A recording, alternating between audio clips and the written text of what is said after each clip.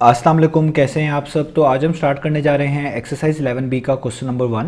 तो मेरे पास ये थिंक न्यू सिलेबस मैथमेटिक्स की बुक 1 है और उसका ये चैप्टर नंबर 11 चल रहा है। मैंने इस चैप्टर के नेम से एक सेपरेट प्लेलिस्ट बनाई हुई है, उसका लिंक भी नीचे डिस्क्रिप्शन में दिया हुआ है ताकि आप लोगों को इस चैप्टर से रिलेटेड तमाम सोल्यूशंस एक जगह पर आसानी से इसी प्लेलिस्ट पर मिल सकें। इसके अलावा आपको डिस्क्रिप्शन में मेरे सोशल अकाउंट्स के लिंक यानी मेरी फेसबुक प्रोफाइल, मेरी इंस्टाग्राम प्रोफाइल और मेरा ईमेल आईडी भी मिल जाएगा। आप इन्हीं अकाउंट्स के थ्रू अपने क्वेश्चंस को, सजेशंस को मुझ तक भी पहुंचा सकते हैं। तो अब आप सामने स्क्रीन पर देख सकते हैं दो डिफरेंट इमेजेस आपको नजर आ रहे हैं। लेफ्ट इमेज पे क्वेश्चन नंबर 1 की स्टेटमेंट मेंशन्ड है और इसके दोनों पार्ट्स मेंशन्ड है, और राइट वाली इमेज में प्रॉपर्टीज ऑफ रेक्टेंगल मेंशन्ड है। तो ये क्वेश्चन बेसिकली रेक्टेंगल की प्रॉपर्टीज से रिलेटेड है। तो हमें रेक्टेंगल की प्रॉपर्टीज को पहले समझना पड़ेगा, ये रेक्टेंगल किस तरह की ज्योमेट्रिकल फिगर होती है इसको समझना पड़ेगा। उसी के बाद हम बड़ी आसानी से इन दोनों पार्ट्स को कर पाएंगे।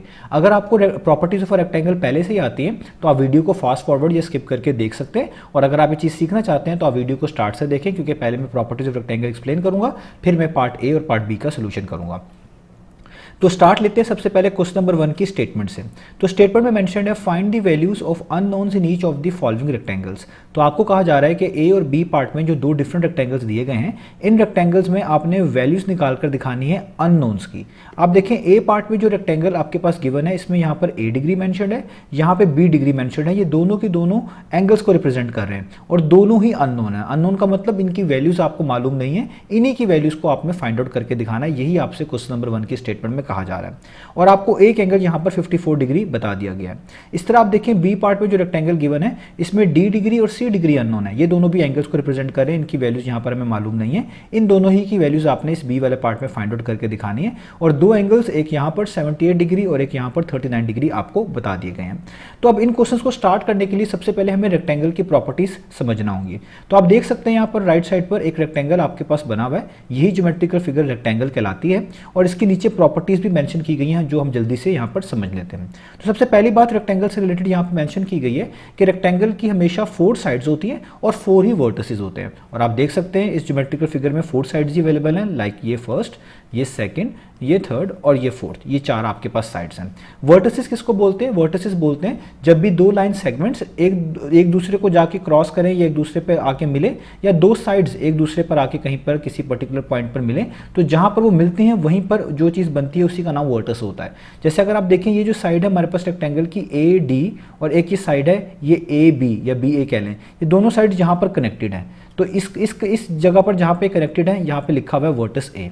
इसी तरीके से आप देखिए जहाँ जहाँ पर दो साइड्स या आप दो एजेस भी कह सकते हैं इनको, आपस में जुड़ रहे हैं, वहाँ पर ही वर्टिस लिखा हुआ मेंशन किया गया। जैसे यहाँ पे देखें डी वर्टिस मेंशन है, यहाँ पे देखें दो साइड्स जुड़ रही हैं, सी वर्टिस मेंशन है, यहाँ पे भी दो साइड्स जुड़ रही हैं, यहाँ पे बी वर्टिस मेंशन है। तो जहाँ पर भी दो आप कह लें लाइन सेगमेंट्स, या समझने के लिए कह लें दो साइड्स एक दूसरे को आके मिले, एक दूसरे के आके क्रॉस करें, तो वहाँ पर ही हमेशा आपके पास वर्टिस बनता है। तो रेक्टेंगल की हमेशा 4 ही साइड्स होती हैं और 4 ही वर्टिस होते हैं। यहाँ पे आप देखें 4 ही वर्टिस मेंशन्ड है, ए बी सी और डी।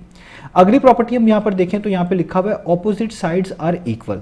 तो रेक्टेंगल के अंदर जो ऑपोजिट साइड्स होती है वो हमेशा इक्वल लेंथ की होती हैं। जैसे आप देखें सबसे ऊपर जो साइड है ए डी, इस साइड के बिल्कुल ऑपोजिट ये नीचे वाली साइड बनती है जो कि है बी सी। तो ये दोनों हमेशा इक्वल होंगी, यानी जितनी लेंथ ए डी की होगी उतनी ही लेंथ बी सी की होगी। इसी तरीके से आप इस लेफ्ट वाली साइड को देखें, ये है ए बी, इसके बिल्कुल ऑपोजिट बनती है ये राइट वाली डी सी। ये दोनों भी आपस में क्या होंगी? इक्वल। और इक्वल के लिए आप देखिए इन पे ये सिंगल डैश यहाँ पर यूज किया गया, जैसे ए सी के ऊपर सिंगल डैश है, नीचे बी सी के ऊपर सिंगल डैश है। सिंगल डैश ये शो कर रहा है कि इन दोनों साइड्स की लेंथ, ये जो अपोजिट साइड्स बनती हैं, एक जैसी हैं। यहाँ पर डबल डैश यूज किया गया इनको डिफरेंट रखने के लिए। तो आप देखें यहाँ पर ए बी है और यहाँ पर डी सी है, इन दोनों साइड्स पर डबल डबल डैश है, इसका मतलब ये ए बी डी सी के इक्वल है। और इसी तरीके से ऊपर बता दिया आपको ए डी बी सी के इक्वल है। तो ऑपोजिट साइड्स की लेंथ हमेशा क्या होती है? इक्वल होती है रेक्टेंगल में। तीसरी प्रॉपर्टी क्या है कि ऑपोजिट साइड्स आर पैरेलल। यही ऑपोजिट साइड्स आपस में पैरेलल भी होती हैं। उन साइड्स को हम पैरेलल बोलते हैं जो एक दूसरे को क्रॉस ना करें, एक दूसरे को टच ना करें। तो ये जो साइड है ए से लेकर डी तक और नीचे जो साइड है बी से लेकर सी तक, ये आपस में पैरेलल है, ऑपोजिट भी हैं और आपस में पैरेलल भी हैं। और देखिए यहाँ पर ये एरो हेड सिंगल यूज़ किया गया इनके लिए, पैरेलल को शो कराने के लिए। जब भी एरो हेड बना हुआ है इस तरह, इसका मतलब होता है ये साइड्स आपस में क्या है? पैरेलल है, एक दूसरे को क्रॉस नहीं करेंगी, एक दूसरे को टच नहीं करेंगी। इस तरह ये जो ए बी साइड है इसके ऑपोजिट आप जानते हैं डी सी साइड थी, इन पर भी देखें इस तरह डबल एरो हेड्स लगाए गए हैं कि ताकि ये पता चल जाए कि ये वाली साइड इस सामने वाली अपनी ऑपोजिट राइट वाली साइड पर जो साइड बन रही है डी सी, इसके पैरेलल है। तो ये भी एक दूसरे को क्रॉस नहीं करेंगी, एक दूसरे को टच नहीं करेंगी। तो ऑपोजिट साइड जो होती हैं वो पैरेलल होती हैं और इनको इनमें डिफरेंस रखने के लिए एक पे single head arrow head use किया गया है एक पेयर पर और दूसरे पेयर पर डबल एरो हेड यूज किए गए हैं। अब फोर्थ वाली प्रॉपर्टी हम पढ़ें तो यहाँ पे लिखा हुआ है all four angles are right angle.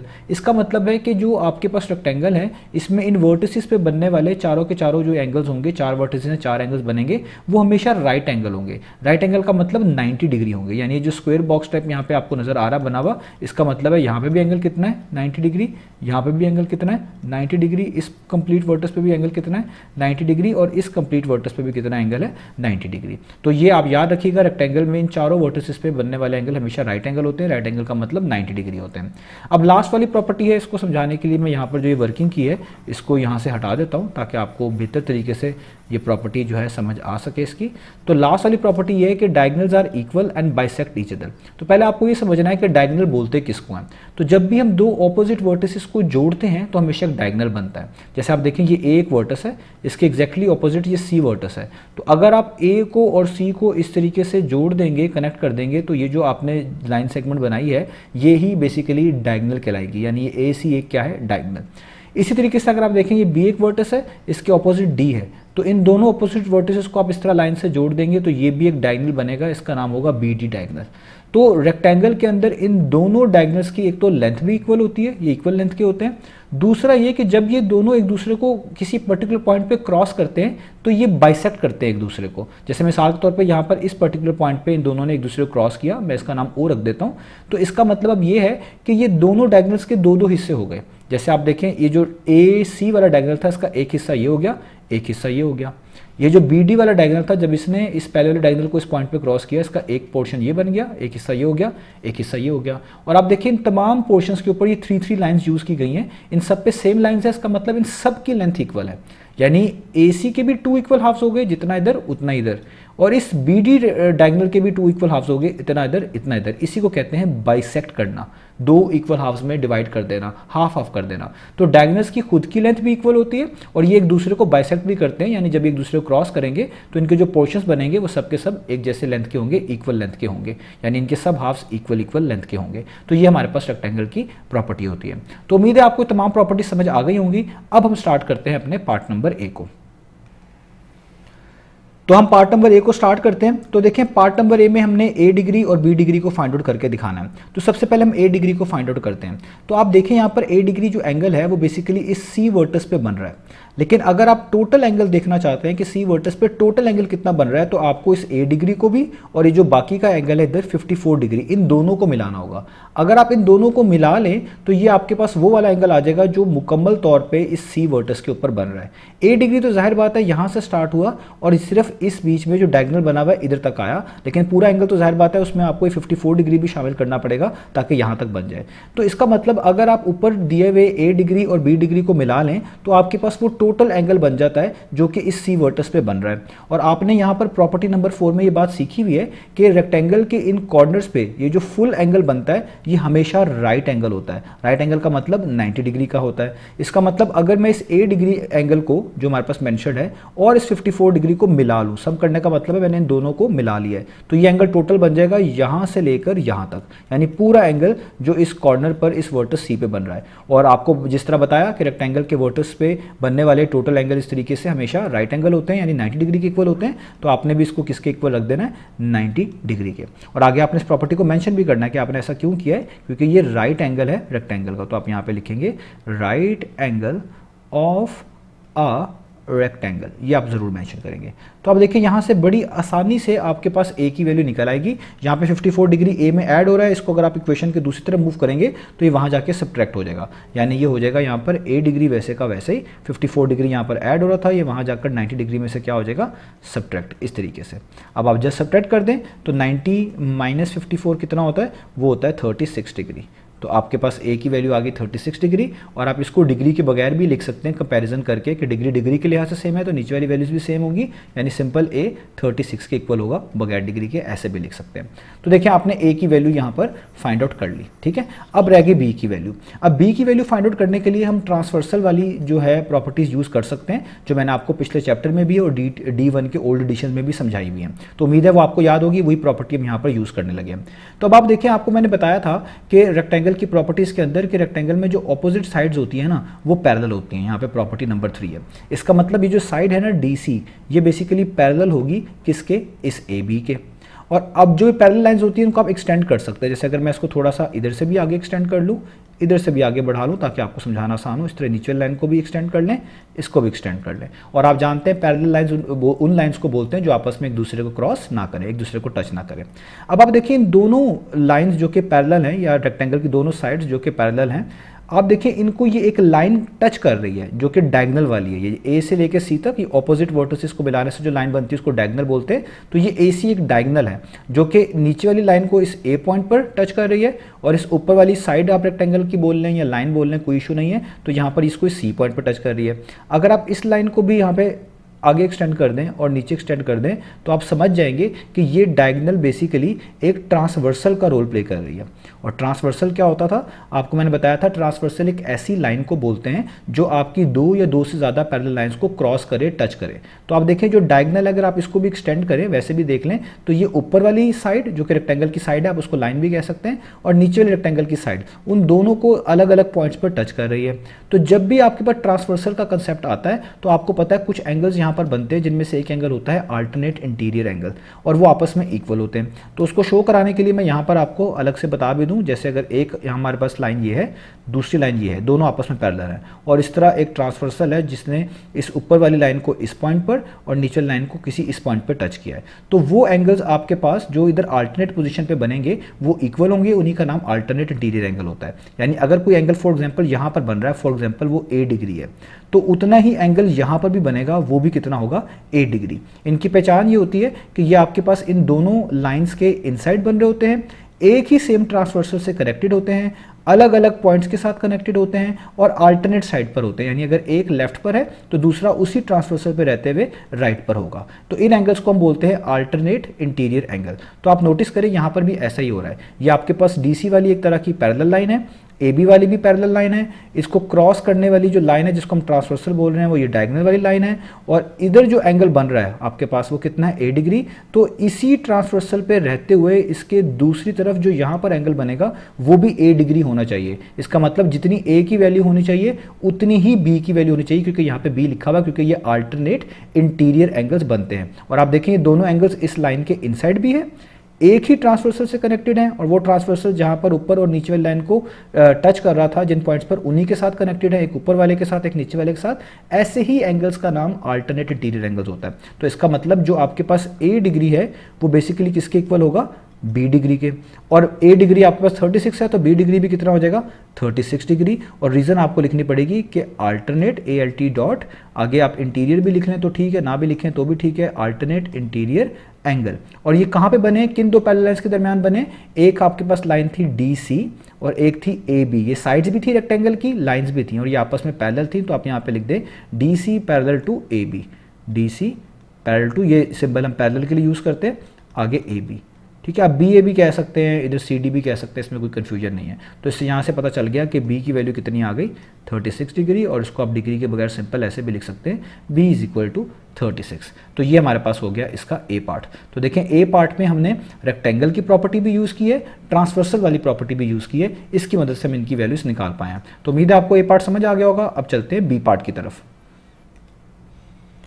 तो अब हम स्टार्ट कर लेते हैं पार्ट नंबर B को। तो पार्ट नंबर B में भी आप देखें दो अननोन्स हैं, एक है D डिग्री और एक है C डिग्री। पहले हम C डिग्री को फाइंड आउट कर लेंगे क्योंकि ये बड़ा आसानी से फाइंड आउट हो जाएगा। वो कैसे, आप देखें यहाँ पर C डिग्री एक ट्राइंगल के इनसाइड मौजूद है, ट्राइंगल का एक इंटीरियर एंगल है। वो कैसे, अगर आप इस ट्राइंगल को देखें EBC, तो ये एक आपके पास ट्राइंगल बनता है। और ट्राइंगल में अगर आपको कोई दो एंगल्स पता होना तो तीसरा मिसिंग एंगल आप बड़ी आसानी से निकाल सकते हैं। यहाँ पे C डिग्री तो आपने फाइंड आउट करना है, एक एंगल आपको 39 डिग्री दिया हुआ है, और ये वाला जो एंगल है जो B पे है, जो कि मेंशन नहीं किया हुआ लेकिन बड़ा क्लियर है क्योंकि रेक्टेंगल है, तो ये वो एंगल है जो इसके वर्टस पे बन रहा है, इस कॉर्नर पे बन रहा है। और आपने इधर प्रॉपर्टी नंबर 4 में चीज़ सीखी हुई है कि रेक्टेंगल के अंदर तमाम ये कॉर्नर पे, वर्टिसेस पे बनने वाले ये कंप्लीट एंगल हमेशा 90 डिग्री के इक्वल होते हैं। तो ये जो B आपके पास वर्टस है, ये बिल्कुल आपके पास एक तरह का कॉर्नर है इस रेक्टेंगल का, तो इस इस वर्टस पे भी बनने वाला एंगल यहाँ पर पूरा का पूरा कितना होगा, 90 डिग्री होगा। तो इसका मतलब दो एंगल्स तो आपको पता चल गए, तो तीसरा आप ट्राइंगल की एंगल सम वाली प्रॉपर्टी से बड़ी आसानी से निकाल सकते हैं। तो आइए इसको यहाँ पर स्टार्ट करते हैं। तो सबसे पहले हम यहाँ पे लिखेंगे कि ये एंगल हमें पहले से पता है, इसका नाम क्या है, ई बी सी, यानी ई और सी के दरमियान बी पे बनने वाला एंगल। तो आप यहाँ पे लिखेंगे ई सी बी और सी पे हैट डालेंगे, इसका मुराद एंगल है। तो यहाँ पर ये वाला एंगल कितना है, 90 डिग्री। रीज़न भी आगे लिखेंगे, इसकी रीज़न क्या है, क्योंकि राइट एंगल है आपके पास एक रेक्टेंगल में, तो right angle of a rectangle, ठीक है, क्योंकि रेक्टेंगल में कॉर्नर वाले जो एंगल्स होते हैं सारे के सारे राइट एंगल होते हैं, 90 डिग्री होते हैं, इसलिए हमने इसको 90 डिग्री कहा है। ये मैंने चीज़ इस तरह लिख दी।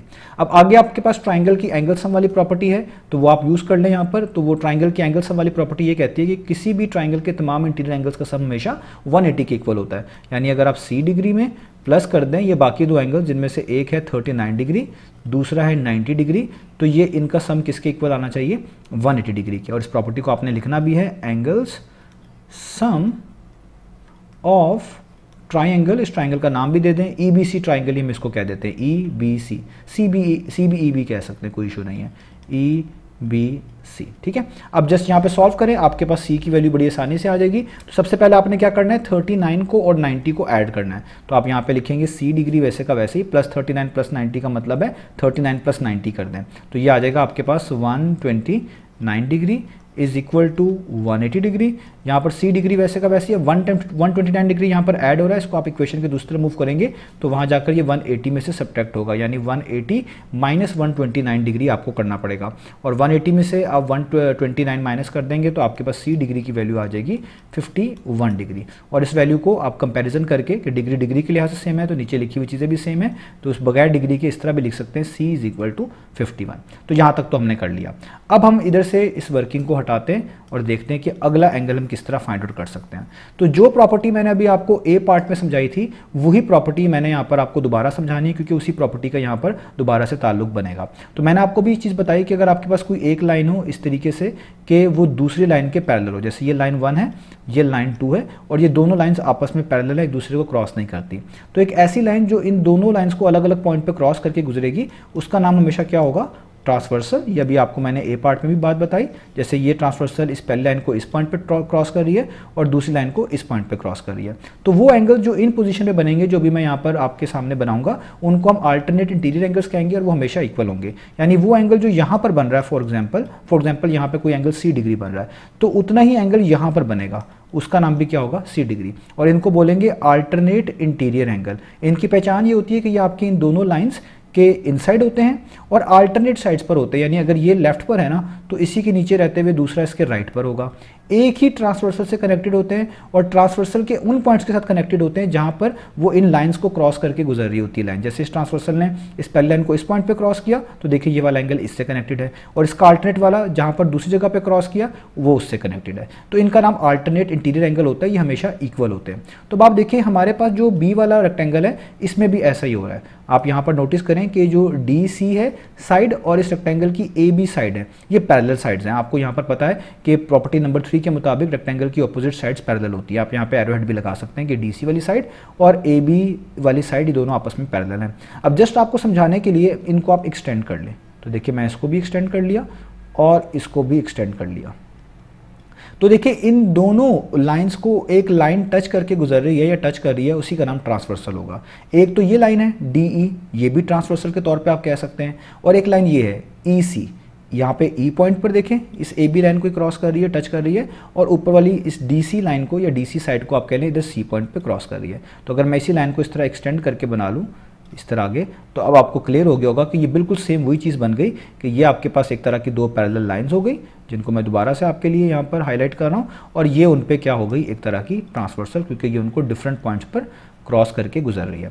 तो इसका मतलब जितना एंगल यहाँ पर बनेगा, जो भी हमने फाइंड आउट भी कर लिया सी डिग्री, ये भी हमने फाइंड आउट कर लिया है, उतना ही एंगल इसकी अल्टरनेट पोजीशन बनेगा। अब इसकी अल्टरनेट पोजीशन ऊपर बनती है यहाँ पर, यानी उतना ही एंगल कहाँ पे बनेगा, यहाँ पर। ये भी कितना होगा, सी डिग्री। रीज़न क्योंकि ये जो दो एंगल्स मैंने आपको बताया ये दोनों इन पैरेलल साइड्स या इन पैरेलल लाइंस को आप कह लें इनके दरमियान बनते हैं। एक ही ट्रांसवर्सल से कनेक्टेड है और इस ट्रांसवर्सल ने जहाँ पर इन दोनों साइड्स को क्रॉस किया है उन्हीं दो पॉइंट्स के साथ अलग अलग कनेक्टेड हैं, एक लेफ्ट पर है तो दूसरा राइट पर है, तो इस तरह इस पोजीशन पे बनने वाले एंगल्स हमेशा अल्टरनेट इंटीरियर एंगल कहलाते हैं। इसका मतलब अगर ये एंगल 60 डिग्री है ना, तो यहाँ पे जो एंगल बनेगा इस वाली पोजीशन पर वो भी कितना होगा, वो भी 60 डिग्री होगा। अब इस एंगल का नाम क्या है, इस एंगल का नाम आप कह सकते हैं DCE या ECD भी कह सकते हैं, इसमें कोई इशू की बात नहीं है। ECD कह दें या DCE कह दें, कोई इसमें इशू की बात नहीं है। तो अगर मैं इसको कह दूं ECD यानी ECD यानी E और D के दरमियान C पे बनने वाला एंगल, तो यहाँ पे मैं यहाँ पे यही चीज़ लिखूंगा कि इसके अंदर हमारे पास जो ECD है यानी E और D के दरमियान C पे बनने वाला एंगल वो किसके इक्वल है, वो इक्वल है C डिग्री के। और C डिग्री किसके इक्वल था, अभी ऊपर फाइंड आउट किया 51 डिग्री के। और रीज़न क्या है, रीज़न है क्योंकि ये अल्टरनेट इंटीरियर एंगल है, ALT dot alternate interior angle. और ये कब बन रहा है, किन दो पैरेलल साइड्स की वजह से बन रहा है, आप कह लें जिसमें ये DC एक साइड है जो कि पैरेलल है AB के, इस वजह से ये आपको पास एंगल यहाँ पे बन रहे हैं। तो आप यहाँ पे लिखेंगे DC पैरेलल टू AB। आप इनको साइड कह लें या लाइन कह लें, इससे कोई इशू नहीं है समझने के लिए। तो ये आपको पता चल गया कि C डिग्री कितना आ गया 51। तो मैं यहाँ पर आपको ये मेंशन भी कर देता हूँ ताकि अब आपके लिए आसान हो जाए कि अब हमने ये वाला भी फाइंड आउट कर लिया कि C डिग्री हमारे पास कितना है 51, ये वाला। तो ये भी हमारे पास कितना आ गया 51, और ये तो हमें पहले से सारा पता नीचे पता था 51। तो अब आप C की वैल्यू जो है आपको पता चल गई। अब आप D की वैल्यू किस तरह फाइंड आउट कर सकते हैं, आप देखिए ये जो C की वैल्यू आपको पता चली है ये भी एक ट्राइंगल के इनसाइड ही है। तो ये ट्राइंगल ये वाला है DCE ट्राइंगल, और आपको पता है ट्राइंगल के एंगल सम की प्रॉपर्टी के ट्राइंगल के तमाम एंगल का सम 180 के इक्वल होता है। तो यहाँ पर हमें ये वाला एंगल पता है ये 51 है, ये पहले से ही पता है 78 है, तो अब हम D बड़ी आसानी से बता सकते हैं। तो हम यहाँ पे लिखेंगे अब इस चीज़ को कि हमारे पास अगर आप D डिग्री वाले एंगल में ऐड करते हैं बाकी दो एंगल कौन कौन से हैं, एक 78 है और एक अभी हमने फाइंड आउट किया 51 है। तो प्लस कर दें इसमें 78 और 51, तो इनका सम किसके इक्वल आना चाहिए 180 डिग्री के। और इस प्रॉपर्टी को मेंशन भी करेंगे, ये प्रॉपर्टी है एंगल्स सम ऑफ ट्राइंगल। इस ट्राइंगल का नाम क्या है, इस ट्राइंगल का नाम है ECD या DCE कह लें, कोई इशू नहीं है, मैं इसको कह रहा हूँ ECD। तो ECD वाले ट्राइंगल में अब बहुत सिंपल है चीज़ें। अब 78 में यहाँ पे 51 पहले आप ऐड करें क्योंकि ये प्लस प्लस है, प्लस प्लस प्लस ही होता है, प्लस करना है। 78 में 51 ऐड करेंगे तो ये हो जाएगा 129 डिग्री, यहाँ पे इक्वल टू का साइन वैसे ही, 180 डिग्री वैसे का वैसा ही। अब ये 129 डिग्री यहाँ पर ऐड हो रहा है, ये इक्वेशन के आप राइट साइड में मूव करेंगे तो वहाँ जाकर सब्ट्रैक्ट होगा। तो बेसिकली D डिग्री की वैल्यू आ जाएगी 180 डिग्री माइनस 129 डिग्री, और 180 में से अगर आप 129 माइनस करें तो ये बनती है 51 डिग्री। और ये इस वैल्यू को आप सिंपल बगैर डिग्री के ऐसे भी लिख सकते हैं कि D किसके इक्वल है 51 के। तो ये हमने D की वैल्यू भी फाइंड आउट कर ली। तो उम्मीद है आपको ये दोनों पार्ट समझ आ गए होंगे। तो मैंने यहाँ पर आपको रेक्टेंगल की प्रॉपर्टीज़ भी समझाने की कोशिश की है और इन दोनों सॉल्यूशंस को इस प्रॉपर्टी की मदद से और ट्रांसवर्सल वाली प्रॉपर्टीज़ की मदद से समझाने की कोशिश की है। उम्मीद है आपको चीज़ें समझ आई होंगी। इंशाल्लाह अब हम नेक्स्ट वीडियो से मिलेंगे बाकी सॉल्यूशंस के साथ।